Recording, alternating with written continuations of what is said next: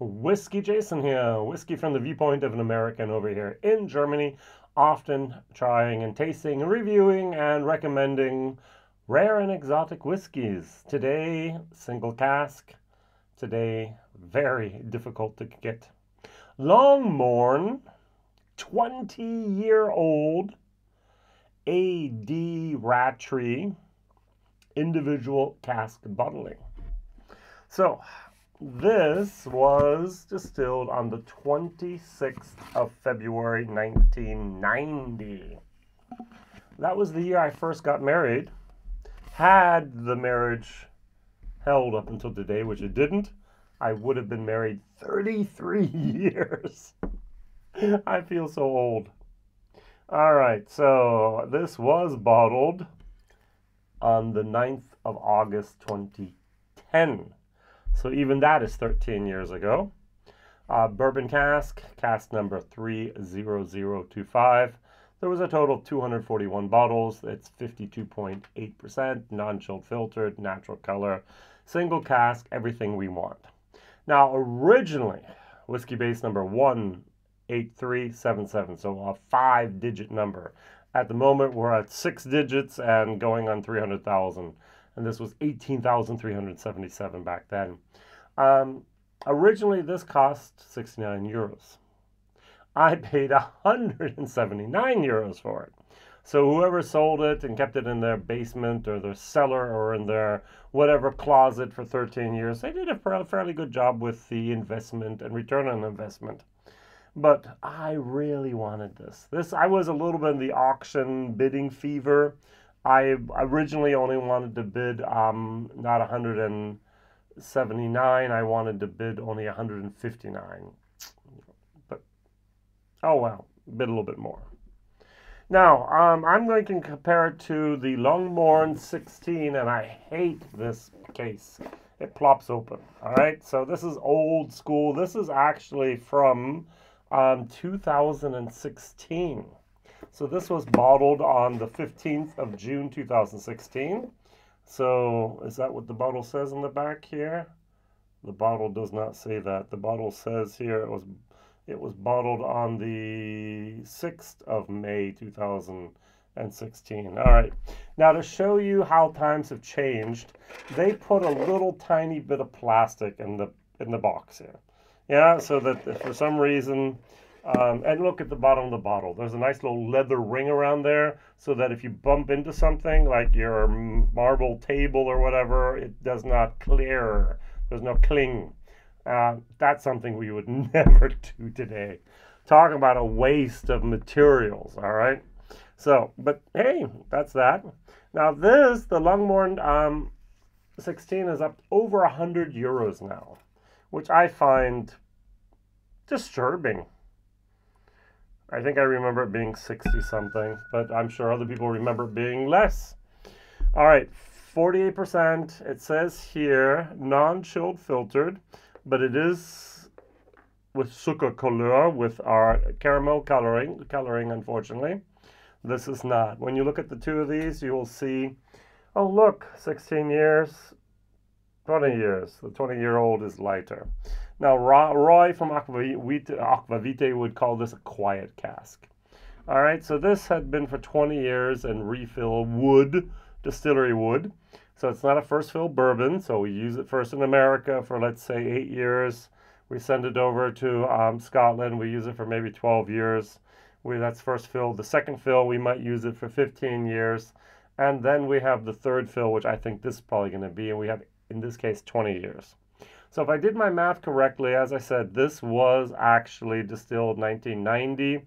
I take the 15, I take the 12, I take the 20, I take the 15, I take the 12, and I take maybe the 6 from America. That cask was actually made probably in the 50s. That's just mind-boggling, all right? So they made a cask in the 50s, much older than I am. Used it for bourbon once, sent it over Scotland. It's probably been used 3 times since then. And now we have 80 years later. So now I'm enjoying this whiskey from that cask. I just love this. When I do my whiskey tastings over here, I lead the tastings, and it's like Often, a good whiskey distiller will be making product for the next generation. And a good cooper is actually making barrels for the next 2 or 3 generations. If you really think about it, maybe a bourbon barrel might in total have an average life expectancy over here in Europe from up to 100 years, 80 to 100 years. So almost the same time it takes to grow the tree in America. A normal white oak tree is between 80 and 100 years old. It's cut down, made into a barrel, and then the next barrel could actually be replaced by one that had grown in the time in between, which is fantastic. European oak needs longer, 150 to 200 years. So those barrels are normally not in use for that long of time. All right, I didn't want to talk about barrels.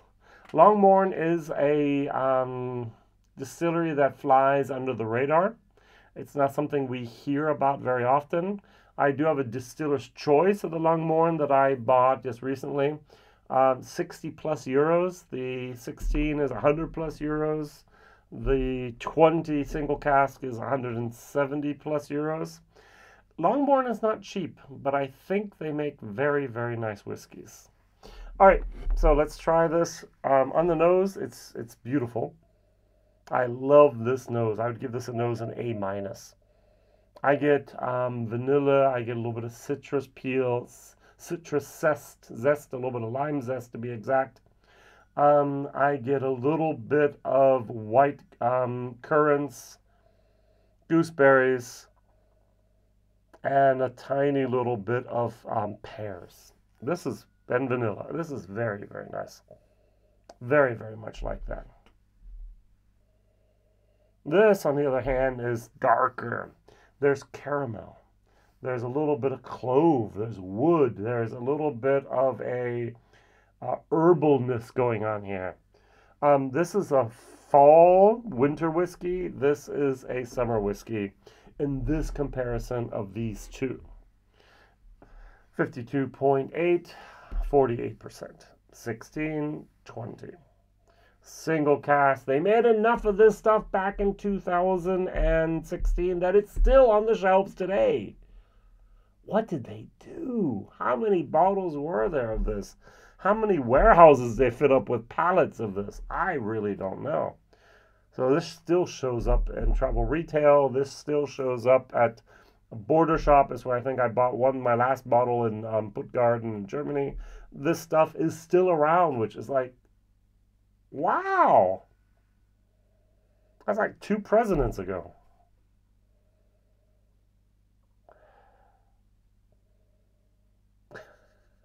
That's Obama. Oh, I'm sorry. I just had to say that. I thought, wow, that's a long time ago. We had to deal with a lot of crap in between there. All right, good.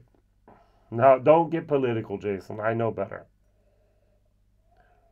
Cheers. Sláinte.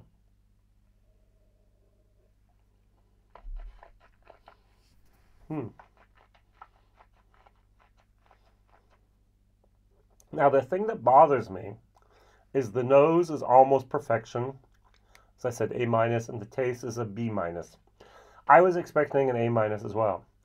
The reason it's a B- is it's the 52.8%. The cask was fairly inactive.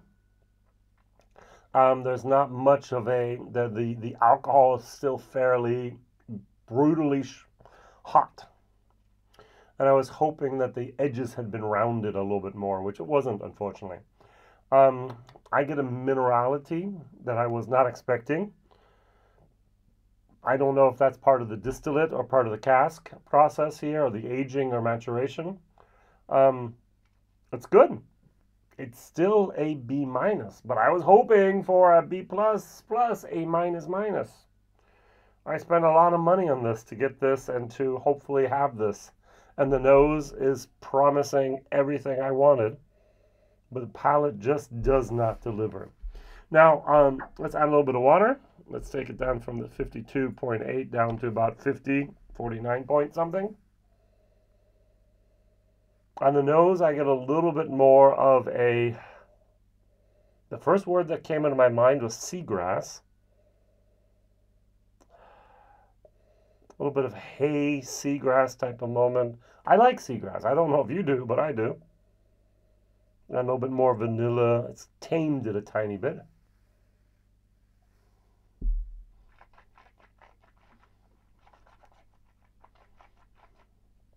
I love it when you add a little bit of water and the viscosity actually gets ramped up. There's a creaminess that appears. With a little bit of water, the alcohol is tamed. It's still at the C- level, maybe a B. Sorry, at the B- level, feel like in B. More of that gooseberry, more of that yellow, white currant, more of that almost like a white grape moment that's going on in here. Definitely pear, a little bit not ripe pear yet. I would like to add a little bit of water, so I had a little bit of water in my first German video, but I only had not enough, and now I'm going to add even more to see what really happens if I take it down like 43%. Will I get a bonus, or will I be disappointed? Get a little bit of barrel char, actually, I think. Huh. How? Third fill.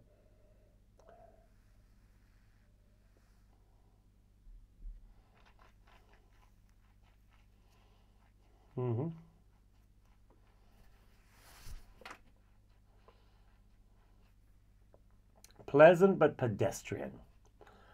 Just loses a little bit of its speciality. Nice. Okay, let's stick with my B-. Value for money, C-. If I had gotten this at 129 euros, I would have went, yeah, good. That would have been a bargain. 149, 179 that I paid. 20, 30 euros too much. But I was in the bidding war and I really wanted it. And now I have it and it's a little bit of a disappointment. All right. So in comparison, and I waited on purpose because the Longmorn 16 will just bulldoze my taste buds here in comparison to this.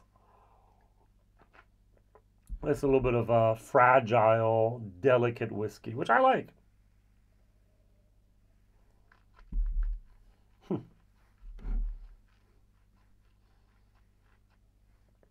The fall whiskey, the 48% are good. Caramel, spiciness, a little bit of clove, a lot of wood. A tiny little bit of baking spices. Which one do I prefer? I still prefer this more. This is good, C++, but this is a B-. Question of the day, what other Longmorn are out there that you can actually get? I have the 16, I have the Distiller's Choice, now I have a single barrel. What else do you know of? What else have you tried? WhiskyJason here. Thank you very much for watching, liking, subscribing, and telling others. See you soon. Bye-bye.